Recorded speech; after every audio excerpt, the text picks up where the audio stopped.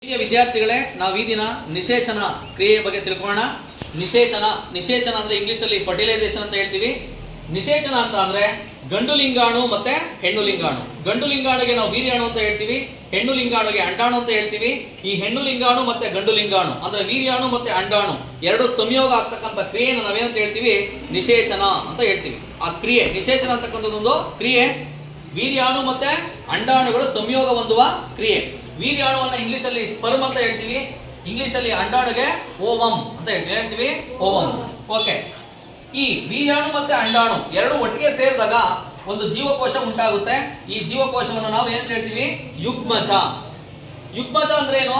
ವೀರ್ಯಾಣು ಮತ್ತು ಅಂಡಾಣುಗಳ ಸಂಯೋಗದಿಂದ ಉಂಟಾಗುವ ಜೀವಕೋಶ. ಮಕ್ಕಳು ನಿಮಗೆ ಗೊತ್ತಿರಲಿ, ವೀರ್ಯಾಣು ಒಂದು ಜೀವಕೋಶ, ಅಂಡಾಣು ಇನ್ನೊಂದು ಜೀವಕೋಶ. ಈ ಜೀವಕೋಶ ಬಂದಿರೋದು ತಂದೆಯಿಂದ ಅಂದ್ರೆ ಗಂಡಿಂದ, ಈ ಜೀವಕೋಶ ಬಂದಿರೋದು ಹೆಣ್ಣಿಂದ ಅಂದ್ರೆ ತಾಯಿಯಿಂದ. ಈ ಎರಡೂ ಜೀವಕೋಶಗಳು ಒಟ್ಟಿಗೆ ಸೇರಿದಾಗ ಮತ್ತೆ ಎಷ್ಟು ಜೀವಕೋಶ ಆಗುತ್ತೆ? ಒಂದೇ ಜೀವಕೋಶ ಆಗುತ್ತೆ. ಈ ಜೀವಕೋಶಕ್ಕೆ ತಂದೆಯಿಂದನೂ ಕೂಡ ಗುಣಲಕ್ಷಣಗಳು ವರ್ಗಾವಣೆ ಆಗಿರುತ್ತೆ, ತಾಯಿಯ ಗುಣಲಕ್ಷಣಗಳು ಕೂಡ ಏನಾಗಿರುತ್ತೆ?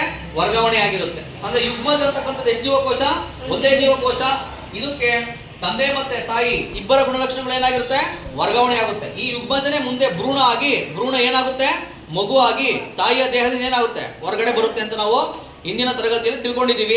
ಓಕೆ ಮಕ್ಕಳು, ನಿಮಗೆ ಗೊತ್ತಿರಲಿ.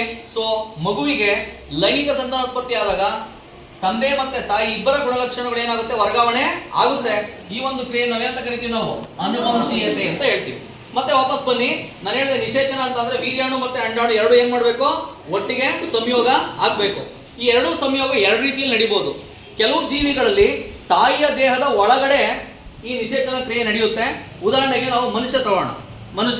ಮನುಷ್ಯನಲ್ಲಿ ತಾಯಿಯ ದೇಹದ ಒಳಗಡೆ ವೀರ್ಯಾಣು ಯಾರನ್ನ ಸಂಯೋಗ ಹೊಂದುತ್ತೆ? ಅಂಡಾಣುವನ್ನು ಸಂಯೋಗ ಹೊಂದುತ್ತೆ. ಹಿಂದಿನ ತರಗತಿಯಲ್ಲಿ ಓದಿದ್ದೀವಿ. ಅಂಡನಾಳದಲ್ಲಿ ವೀರ್ಯಾಣು ಹೋಗಿ ಅಂಡಾಣುವನ್ನು ಏನ್ ಮಾಡುತ್ತೆ? ಸಂಯೋಗವನ್ನ ಹೊಂದುತ್ತೆ. ಅಂದ್ರೆ ಏನ್ ಗೊತ್ತಾಯ್ತು ನಮ್ಗೆ ಇಲ್ಲಿ? ಈ ನಿಷೇಚನ ಕ್ರಿಯೆಯಲ್ಲಿ ತಾಯಿಯ ದೇಹದ ಒಳಗಡೆ ಅಂಡಾಣು ಮತ್ತೆ ವೀರ್ಯಾಣುಗಳು ಏನ್ ಮಾಡ್ತವೆ? ಸಂಯೋಗವನ್ನ ಹೊಂದ್ತವೆ. ಈ ರೀತಿ ಗಂಡು ಲಿಂಗಾಣು ಮತ್ತೆ ಹೆಣ್ಣು ಲಿಂಗಾಣುಗಳು ತಾಯಿಯ ದೇಹದ ಒಳಗಡೆ ಸಂಯೋಗ ಆಗಿ ತಾಯಿಯ ದೇಹದ ಒಳಗಡೆ ಮಗು ಏನಾದ್ರೆ ಮಗು ಉಂಟಾದ್ರೆ ಅದನ್ನೇಂತ ಕರಿತೀವಿ ನಾವು? ಭ್ರೂಣ ಉಂಟಾದ್ರೆ ಅದನ್ನ ಆಂತರಿಕ ನಿಷೇಚನ ಅಂತ ಹೇಳ್ತೀವಿ. ಕರೆಕ್ಟಾ? ಸೊ ನಾಯಿ, ಬೆಕ್ಕು, ಮನುಷ್ಯ, ಈ ಆನೆ, ಸಿಂಹ, ಈ ಎಲ್ಲಾ ಪ್ರಾಣಿಗಳಲ್ಲೂ ಕೂಡ ಯಾವ ನಿಷೇಚನ ಆಗುತ್ತೆ?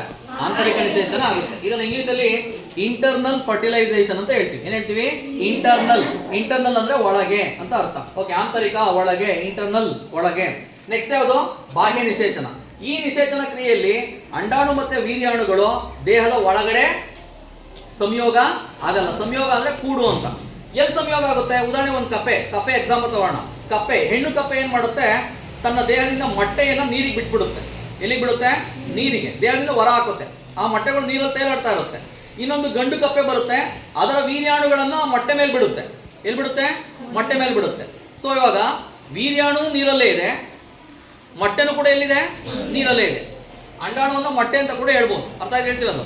ಇವಾಗ ಗಂಡಿನ ವೀರ್ಯಾಣು, ಹೆಣ್ಣಿನ ಮೊಟ್ಟೆ ಎರಡು ಕೂಡ ಸಂಯೋಗ ಆಗಿದ್ದೆಲ್ಲಿ? ನೀರಲ್ಲಿ. ದೇಹದ ಒಳಗಡೆ ಆಗ್ಲಿಲ್ಲ. ಸೊ ಹಂಗಾದ್ರೆ ಹೊರಗಡೆ ಅಂದ್ರೆ ಏನ್ ಅರ್ಥ? ಬಾಹ್ಯ. ಹೌದಾ ಇಲ್ವಾ? ಸೊ ಬಾಹ್ಯ ನಿಷೇಚನ ಅಂದ್ರೆ ಎಕ್ಸ್ಟರ್ನಲ್ ಫರ್ಟಿಲೈಸೇಷನ್ ಅಂತ ಹೇಳ್ತೀವಿ. ಸೊ ಬಾಹ್ಯ ನಿಷೇಚನ ಅಂದ್ರೆ ಏನು? ಗಂಡು ಲಿಂಗಾಣು ಮತ್ತೆ ಹೆಣ್ಣು ಲಿಂಗಾಣುಗಳು ಜೀವಿಯ ದೇಹದ ಹೊರಗೆ ಸಂಯೋಗ ಆದ್ರೆ ಆ ನಿಷೇಚನವನ್ನು ಏನಂತ ಕರಿತೀವಿ ನಾವು? ಬಾಹ್ಯ ನಿಷೇಚನ ಅಂತ ಕರಿತೀವಿ. ಮಕ್ಕಳ, 8ನೇ ತರಗತಿಗೆ ಸಂಬಂಧಪಟ್ಟಂತೆ ನಿಷೇಚನದ ಬಗ್ಗೆ ಸಾಕಷ್ಟು ಮಾಹಿತಿಯನ್ನು ಕೊಟ್ಟಿದ್ದೀನಿ. ಮುಂದಿನ ತರಗತಿಯಲ್ಲಿ ಇನ್ನೊಂದು ಪರಿಕಲ್ಪನೆಯನ್ನು ತಗೊಳ್ಳೋಣ. ಧನ್ಯವಾದಗಳು.